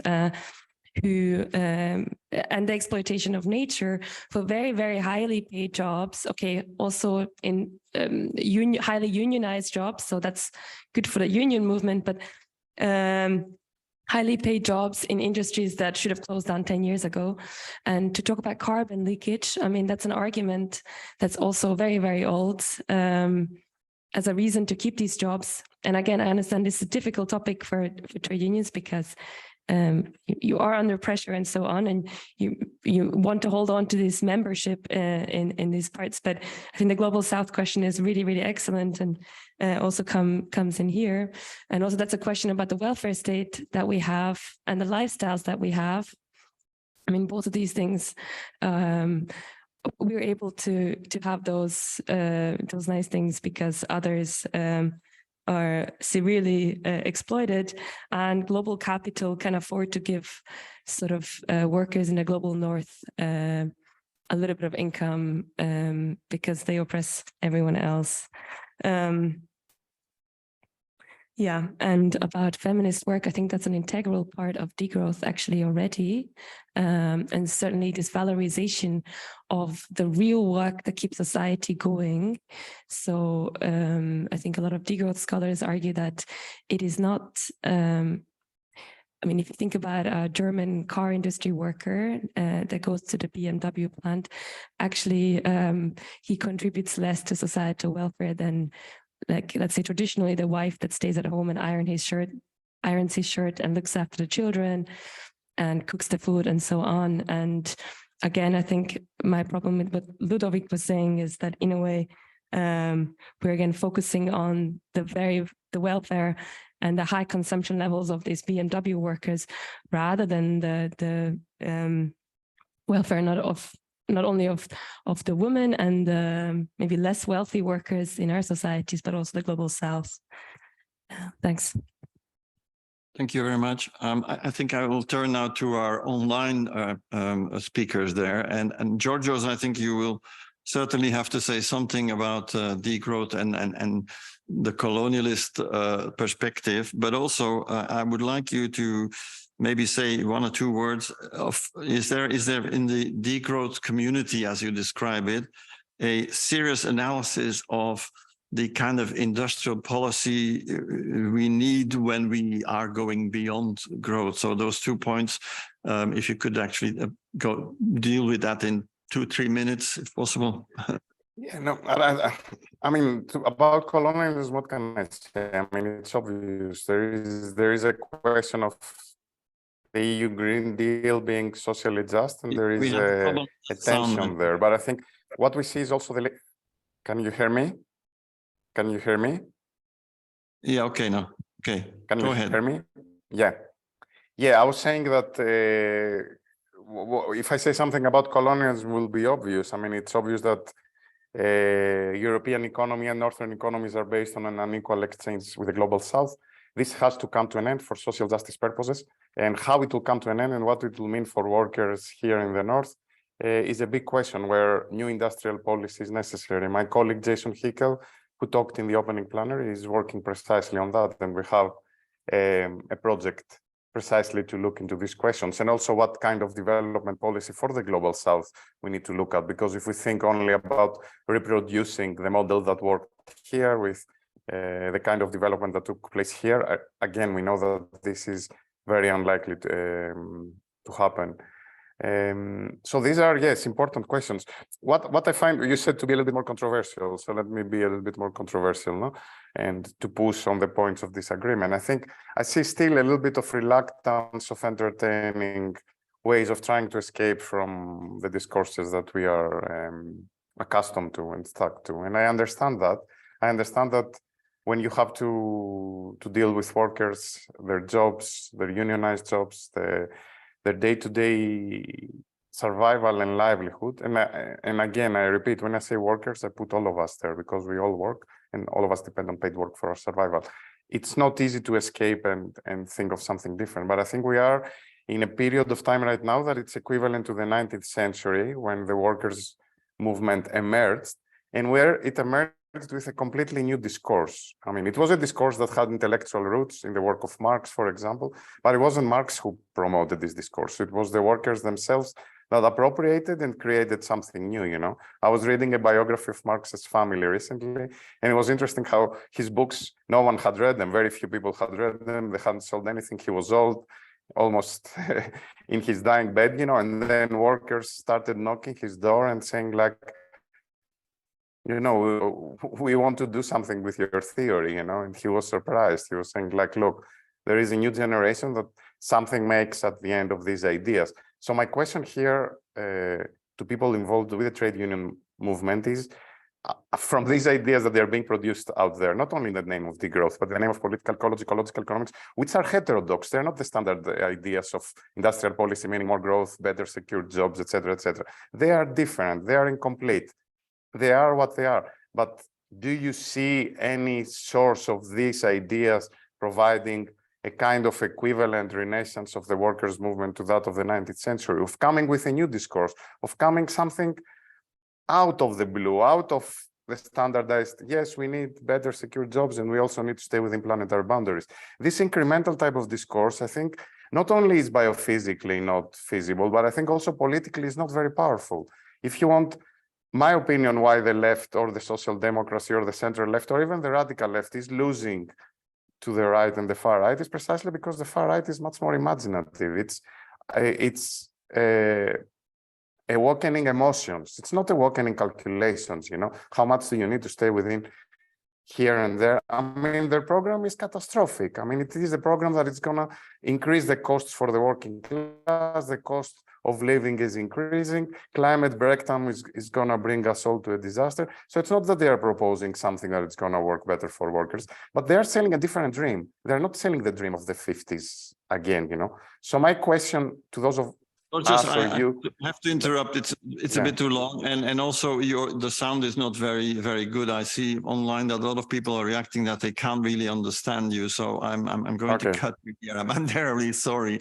I hope that Aurore's line is a bit better, and if she would like to get into some of the issues that we've raised here, and maybe try also like Georgios tried to become a bit more controversial if possible. Je vais l'être avec plaisir. Et puisque nous parlions du Qatar, il y a des lectures intéressantes aujourd'hui dans le soir sur le Qatar. En fait, je trouve pas que j'ai beaucoup apprécié le discours de Ludovic, à vrai dire, tout comme j'ai parfaitement aussi apprécié les points que vient de soulever Aliki, et je ne pense pas qu'en fait ce soit totalement contradictoire, dans le sens où le développement qu'on a eu est un développement qui a volé celui des pays du Sud, disons-le clairement. Ils n'auront plus la possibilité de se développer finalement en polluant comme nous l'avons fait. Voilà.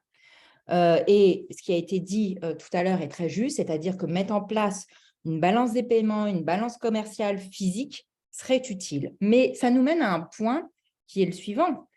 Est-ce que nous, en fait, on accepte aussi de reprendre la pollution qu'on a laissée à la périphérie? Moi, je viens du tiers-mondisme. Et donc, je vais reprendre un discours tiers-mondiste. Il y a le centre et la périphérie. Et nous avons laissé les industries polluantes, avec une certaine complaisance, aller à la périphérie. Question, nous sommes en ce moment dans un moment géopolitique très tendu. Il nous faut une Europe de la défense. Ça veut dire qu'il faut reproduire certaines choses. Voilà, moi, je viens d'une famille pacifiste qui ne font pas forcément plaisir à être produites.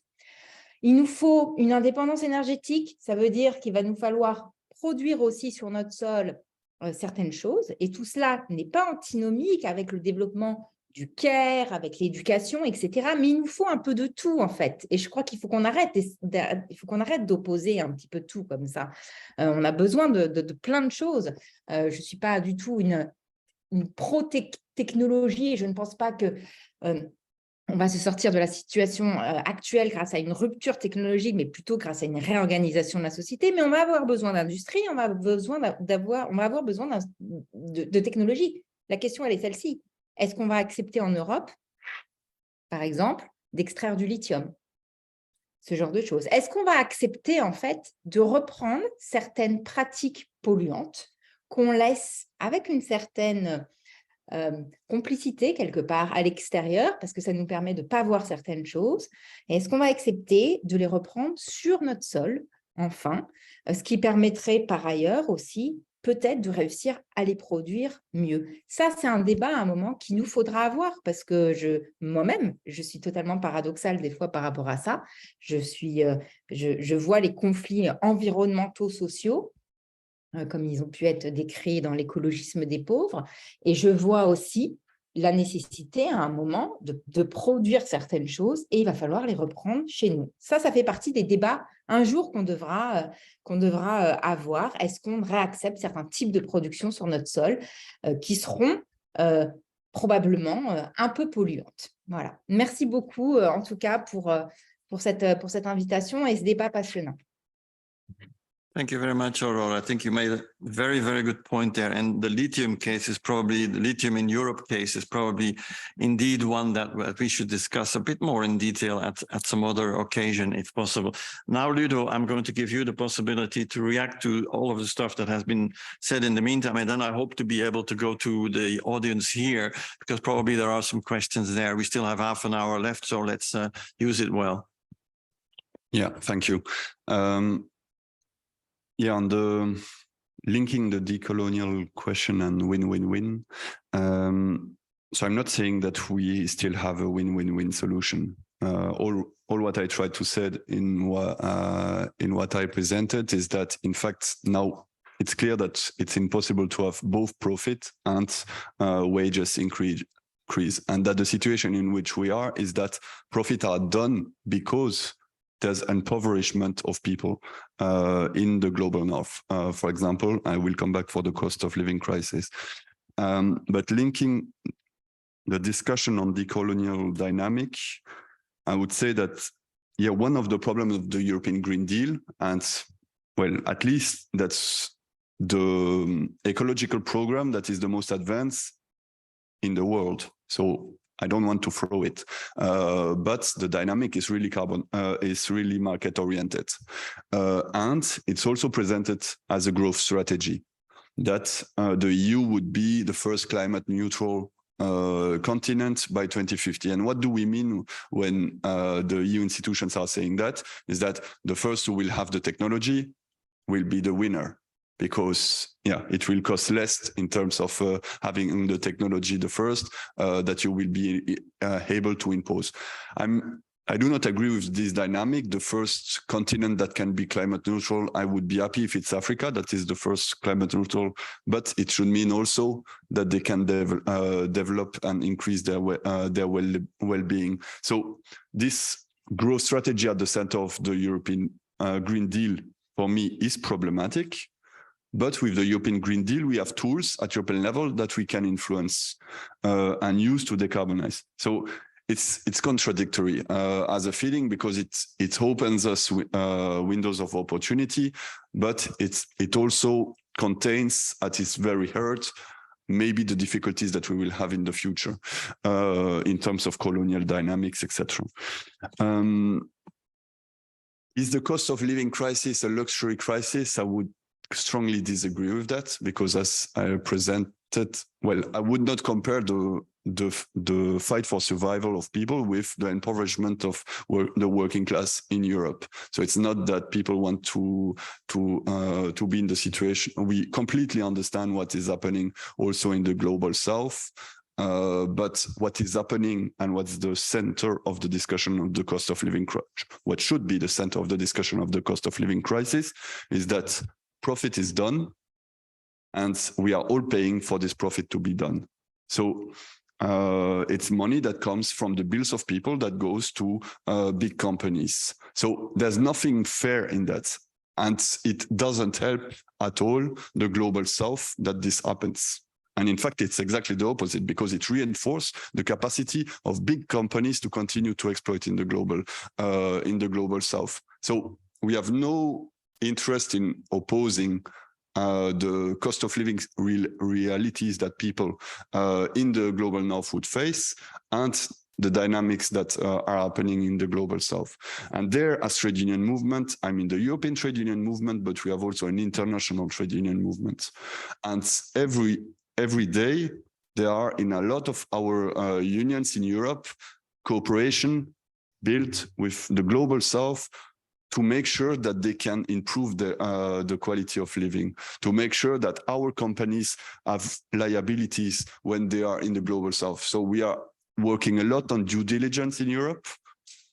What is proposed at European level is insufficient, but at least there's a directive on the table. So we are able to impose topics as trade union movements in the discussions at European level that can help the global south. So that's why I really don't want to oppose this. And the carbon leakage, and we also go at COP together. And as European trade union movement, we agree with all the demands on loss and damage. We agree with all the demands on adaptation measures needed for the global south. But we also say that we need just transition, and that also the global south, we need just transition. Discussion at COP cannot only be about the north giving money to governments of the south that do not care about human rights. So that's also an agenda of decent work that we need to impose at global level. Finally, on carbon leakage, my understanding of what happened with globalization is that, yeah, of course, it was profit-driven. But it was also the consequence of our wins as trade unions, because labor is more expensive in the north because we imposed good working conditions. It was also the consequence of environmental protections that were reached by in the different communities by a lot of environmental activists. But as there were no real policies in order to make sure that companies cannot just delocate it, in fact, we lost. Both workers who had good jobs lost their jobs, and communities where these emissions were done, I'm thinking about the chemicals industry or all the industries who were highly polluted. Okay, now maybe the air is cleaner in these regions, but the jobs are not there anymore. But it doesn't mean that the jobs have been cleaned in terms of technology. They are just in the global south now. So we win nothing in this. So when we bring carbon leakage in discussion, it's also that we think that we have the tool at our disposal in Europe to clean the technologies. And I'm quite sure that it will not happen imposed by governments of the global south. So cleaning the cement industry, aluminum industry, steel industry production, and all the transport, there are contradictory trends in Europe. But with the trade union movement, with the environmental movement, we are able to impose the discussions. In the global south, the workers do not have this. So we are also, unfortunately, they don't have this. So it's also in their interest that we can, and this brings also, of course, to the discussion on the international division of labor, but that would need a lot more discussion. Okay, thanks. I'm now going to get some questions from the audience. So if I could see some hands raised, I will not be able to deal with all of them, I'm sure.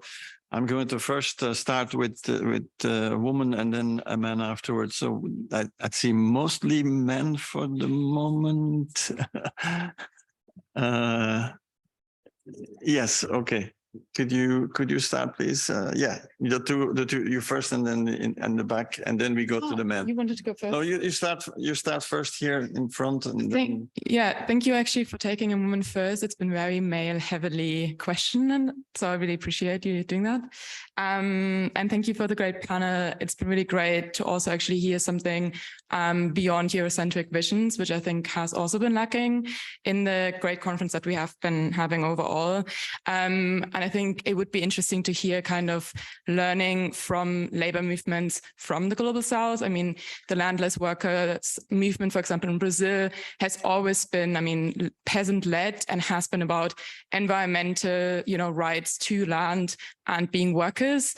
And so I think I find it interesting, like in general, the conversation that we're having right now about colonialism as, for example, also the root of climate change, therefore being labor driven, like the dispossession of the global majority, the working class that's been, you know, alienated in general from our climate movement in many ways, and how actually, I guess, learning from historically movements that have been in the global south and in general, kind of always knowing that the dispossession is linked to land, to environment, to your rights, to life, and how on now in Europe we are kind of catching up on that, and thinking maybe also how that is very much like driven our Eurocentric, you know, identity of always having the right to go elsewhere for materials, for labor, and how that's maybe also in our kind of identity around, you know, who has been historically the breadwinner, who therefore has profited in industrialization and has like been really celebrated in, you know, also creating a climate crisis that we didn't know. Please. Okay, maybe, yeah, so maybe something on like historical learnings from other social movements and cultural identity in Europe. Thank you.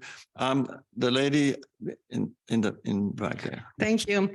Actually, maybe a bit more exploration of what I would like to hear about what's next, like what do you see next couple of years? And I would really like to expand on this aspects of right-wing being there and being kind of like more creative. Maybe they're not more creative, maybe just more opportunistic, and they have much easier agenda. The only thing they have to exploit some narrative and quickly provide some quick fix, which are not going to on long run help. So where are we? Where are we with all quick fix and quick wins? And I think maybe this energy crisis and tackling energy poverty, all debate about how we actually defossilize our economy in democratic and just way could be one of messages we could have jointly explore what we are saying and what we are doing next 2 years in a way that we win this debate and build a bit more joint action towards a more sustainable society. So I would like reflections on that. Thank you. Thank you very much. I'm going to take now somebody here in front, please. Yes, Andy Vermoot. We'll bring all the I'm sorry that I'm a man. I'm sorry for this. So you talked about no win-win solutions. And when I think about no win-win solutions, I always think about, Tina, there is no alternative.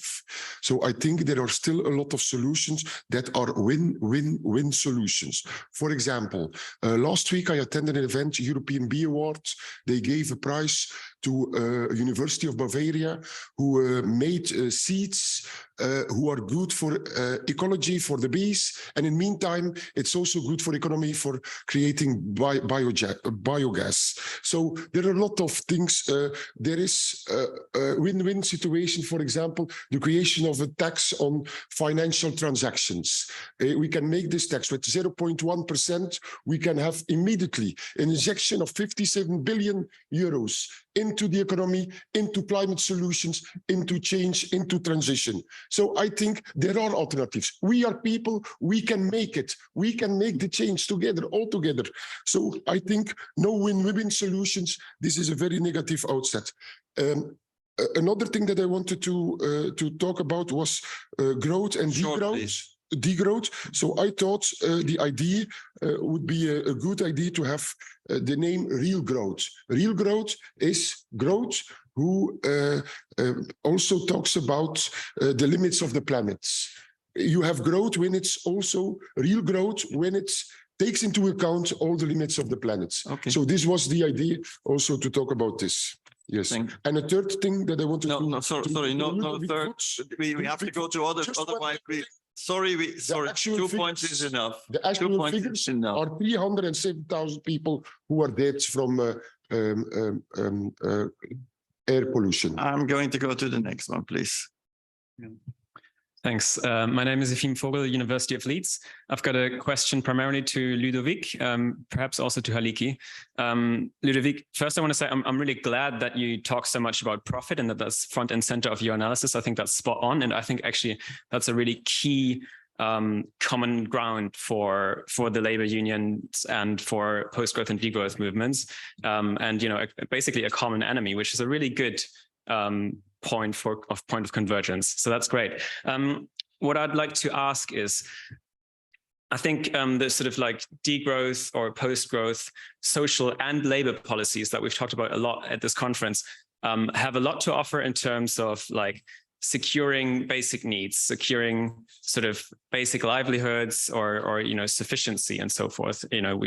From universal basic services, universal basic or like minimum income guarantees, job guarantees as well, and working time reductions, those kind of things. But I think more or less what they have to offer is sort of like a decent sufficiency level.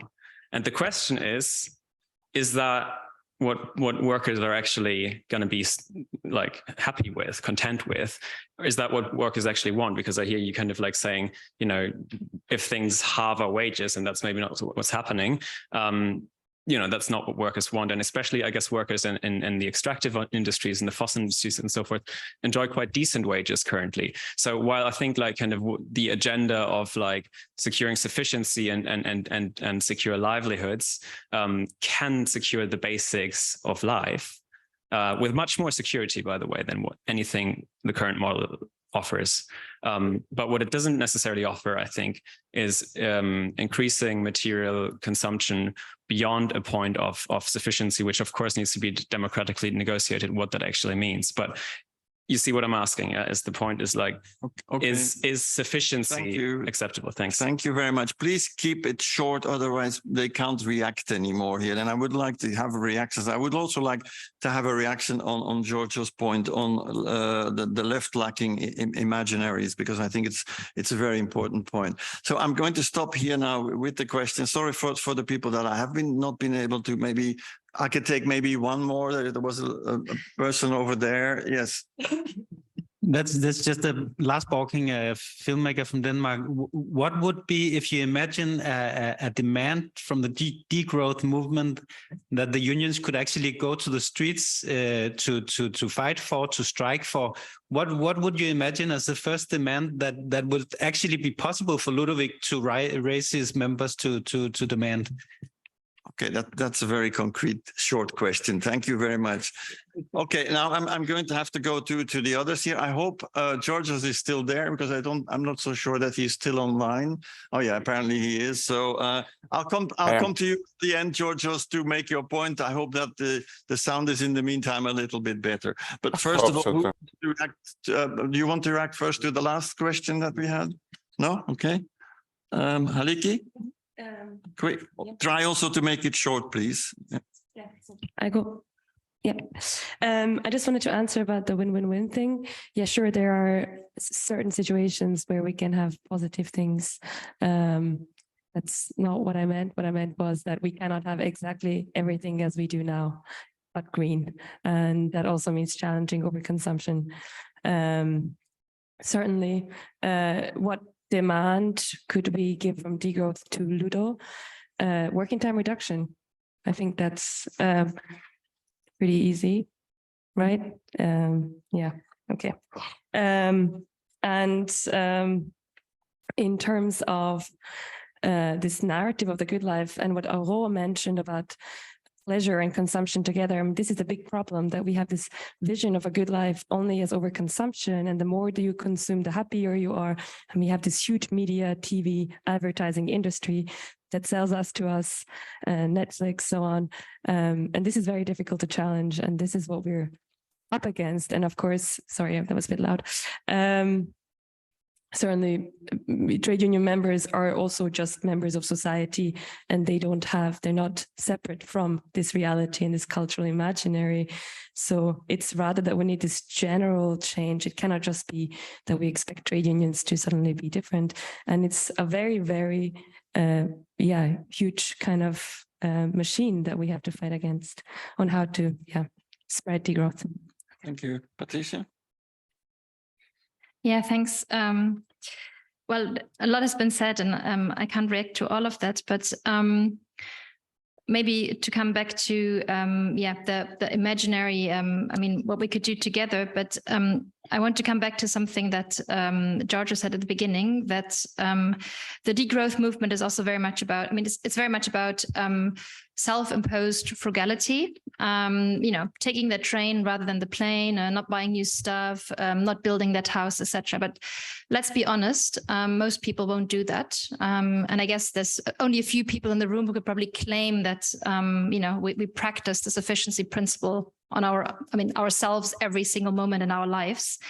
And I think the energy prices showed something really interesting. Well, they're high for the wrong reasons, and we've discussed that quite in detail today. I mean, there's a war, there's profiteering, there's power concentrations, there's wrong energy policies, all the wrong reasons why these prices are up there. But I think one thing that is shown in our society is that people and industry suddenly save energy.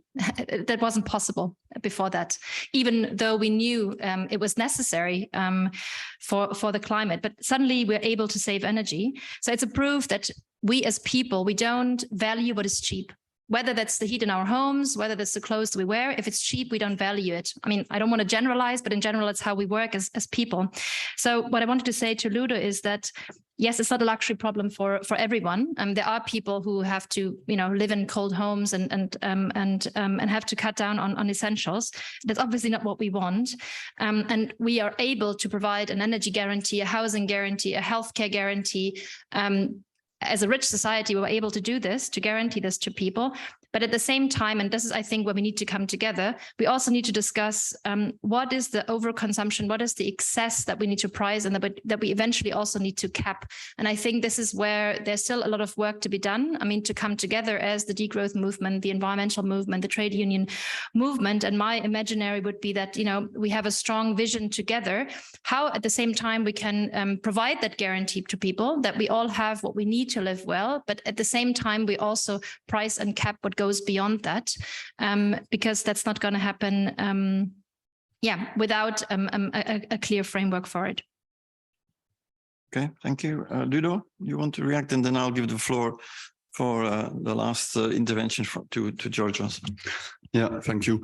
Still on win-win-win. I would say, yes, there are win-win-win solutions, but the question is, what do we need to improve? Because for big companies, in fact, there's a space for a lot of companies to improve processes, etc. But the situation in which we are is that big companies profiteering short-term perspective makes that also all the other companies are in difficulties. That's what we live for the moment. 95% of SMEs in difficulties because of choice of big companies to increase the price. So when I say there's no win-win-win solution, there's no long-term solution that would allow companies to continue to make big profit. But of course, there's a space for a lot of companies to innovate, etc., in order to deliver the green transition. On sufficiency, basic service. That's basic service. It's public services. That's things that we are always promoting. Also at the center of the discussion on climate sufficiency. It's difficult to say what's the level of sufficiency, and as you said, I think it's the link with the democratic choice is quite important, because for the moment all the debates on energy savings, end of abundancy, as it was said by Macron, as really said, all these discussions are driven on how to say to people they have to consume less, while there's nothing that is done so that the big polluters do that. So if it's about putting the guilt on people that have to heat their house, then no. If sufficiency is about having the decent life, decent work, yes, that's something the trade union movement can enter in, and that's something that we are already entering in as the working time reduction, that which will be one of the thematic of our Congress in May 2023. But this working time reduction, I'm completely in favor, but it cannot be go alone. It's not. It can. Which working time reduction is of course important, because any working time reduction doesn't mean improving conditions of people, and doesn't mean reduction of greenhouse gas emission neither. So it should be part of a model. But that's where we also enter in concrete discussions, and I'm also proud of the trade union movement in Europe. And I think we have to be, because we have for example, in the Netherlands, we have an industry in the steel industry. It's the trade union delegation that brought the decarbonation of their production in Tata Steel in the Netherlands. It's the trade unions that signed closure of mines in Spain and in Germany. It's the trade unions who just signed, with difficulties, and we link with the far right, with difficulties, who just signed agreement in Poland to say we will close these mines. That's not an easy decision for trade unions who enter in these discussions with workers, where the far right is at every corner. The far right is saying to them, no, we don't need to close these mines. You can continue. That's not fair. You need, they spread all the climato-sceptic belief. And as trade unions, it's difficult discussions with members, because we cannot convince them that because they close the mines, they will get a good jobs after. But it's happening in Europe. I don't see a lot of other examples in the world where we are able to impose such a closure of mines, etc. So it's really difficult in the trade union movement discussion, but we see that at least in Europe we have the tool to make it, and it's not enough. Okay. Thank you, Ludo. I'm going to give now Georgios the possibility to kind of end his train of thought that I interrupted because of the sound issue. So maybe I hope that it works now. Georgios was derailed. No need. You have the final final word. Can you hear me? And I conclude, and we'll give the floor also to Philippe. Okay, go ahead. Can you hear me well now? Yeah. Okay. Yeah. I want to say that I think there is an important progressive discourse forming through intellectual movement, activist production, to which the trade union movement is part of, and I think it can be even more central part of. And it's forming around, on the one hand, the demand for basic guarantees of a decent life to everyone, based on things such as universal basic income, a green job guarantee, and working hour reductions. So emphasizing the need to guarantee a good life for everyone in a context that has been changing. And it is a context where we have crossed planetary boundaries, and the kind of abundance that was promised, but never really realized, the kind of abundance that was promised has come to an end. Why this abundance has come to an end? I think it's important to take away, as Ludovic said, the blame from everyone and point it to those that had the steering wheel in spoiling this abundance, and the ones who benefit the most by never accepting to share it equally and fairly.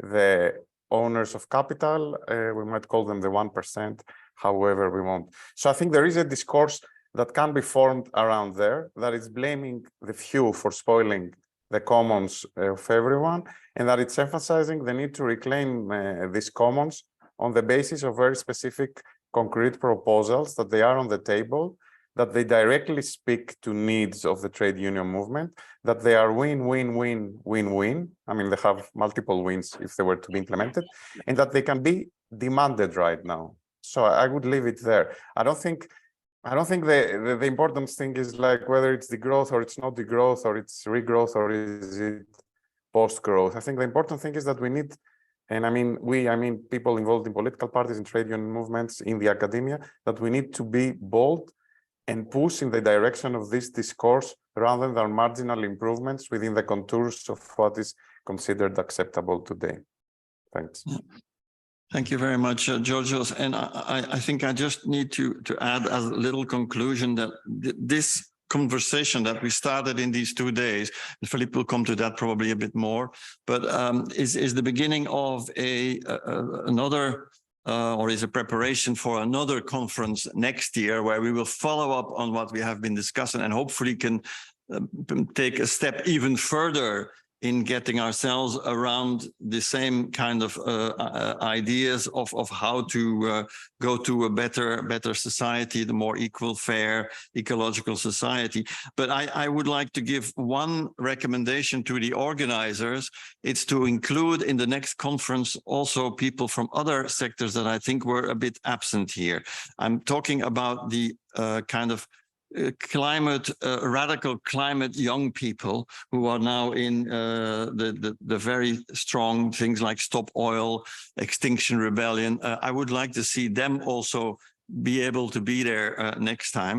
I think there should be somebody from business. There is some movement in business that actually people who are seeing that things need to change or capitalism and the industrial system will just collapse. So I think we need to invite them. I think there should be somebody from the faith groups. In religion, there's a lot of stuff happening in this area.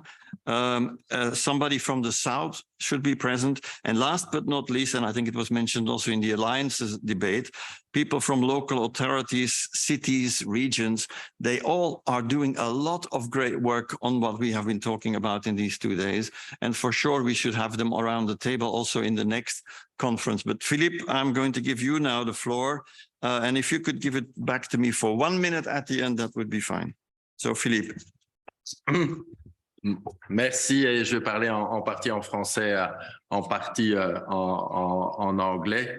Et je voudrais quand même commencer par remercier tous ceux qui ont organisé cette conférence du côté de l'Institut Sophie, Maria, Kalina et tous les partenaires sans lesquels ça n'aura pas été possible. Et je pense que c'est important et je voudrais qu'on puisse la commenter avec un peu de bruit.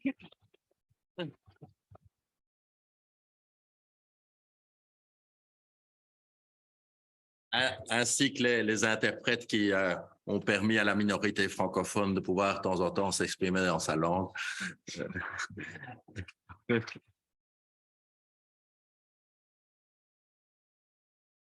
So I move to English now. I think that, as Willie said, I think we are here in a process and not the final destination. So this conference is ending nothing. It's just part of a journey that we start with the European Parliament and Philippe Lambert 4 years ago, and that we will continue in the future. And I think that's all we have to think the movement. We know that formally there is the conference in May, and then as we are already more than 1,000 having registered here for the conference, I think that we will be 5,000 in May.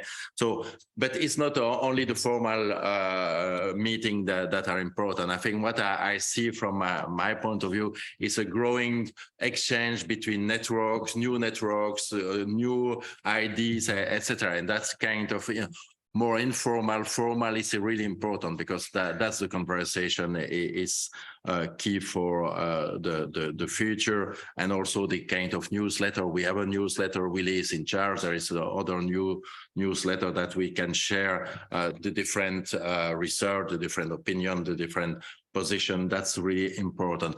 For me, from the beginning, I wrote that 10 years ago, and I continue to argue for, we have to find what are the table of consensus and where we disagree. And if you look in this conversation in general, where we could find some consensus, I think certainly of working time reduction. There is kind of very interesting dialogue that can be developed, but also the question of participation and democracy, participation at work, democracy, renew democracy. That's something that make links, and there is the excellent book of Dominique and colleagues about that.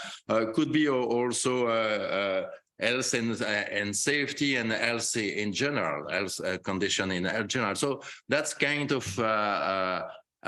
point that we could perhaps go quickly on some agreement and then program to change, because that's clear that important to have process, but we don't have so much time. It's not a process that we can finalize in 20 years. So we need also to have something concrete that we can build. We can also have the more abstract agreement about power and equality. about alienation and good working life or good life, so some kind of more intellectual broad direction. But we have also to recognize, I think, two things, and I like, and Willie, you were pushing, there is tension, there is contradiction, and there's stuff that we cannot resolve quickly. Okay, we cannot resolve. Let's go for the stuff that we can move and continue to try to resolve, because we have a little bit more time. And there is also, and it was perhaps not said enough, there is a lot that we say nothing. And I give an example. We speak about the eco-social welfare state, but nobody is speaking about pension and pensioner, which is 1/3 with else the most. What do we say about that? Nothing, frankly, nothing. I try to find any paper. What is the vision for the future? And we have to address more complex question, I think, on that. So I will not continue because it's not the last speech, but let's try to find consensus at the census. Let's try what we need to do, much more research or emerging theme, which is also a good news, because then we address new territories, and we will be able to work together. And my final way is because I was about new discourse for the trade unions, I will have an argument completely different.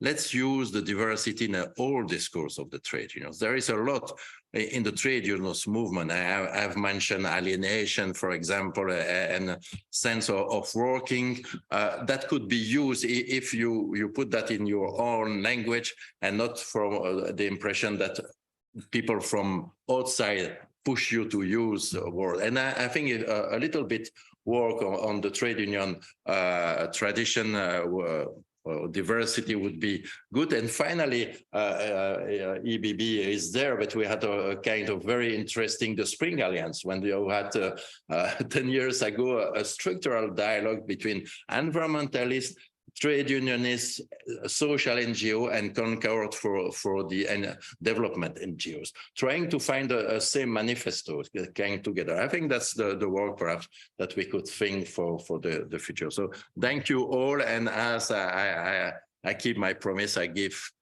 50 seconds to Willie. I don't need 50 seconds. I just need probably 10 seconds. I would just like to say, and I see that Maria had just put it online, that all the PowerPoint presentations that were used and all the videos, of course, will be online on the ETY website. And I would like to thank a lot of the people online, because there was a fantastic kind of conversation with lots of links, etc., etc. So I know you were all here physically, but it would be worthwhile if you have some time left at some point to go again and revisit these videos online, because the chat there is really rich in very good proposals, very good comments, also very good questions that unfortunately I couldn't pick up. But for this, I think I now have said enough, and we'll close it here. And I wish you all a good day. And for the rest, we'll see each other maybe next year. Thank you.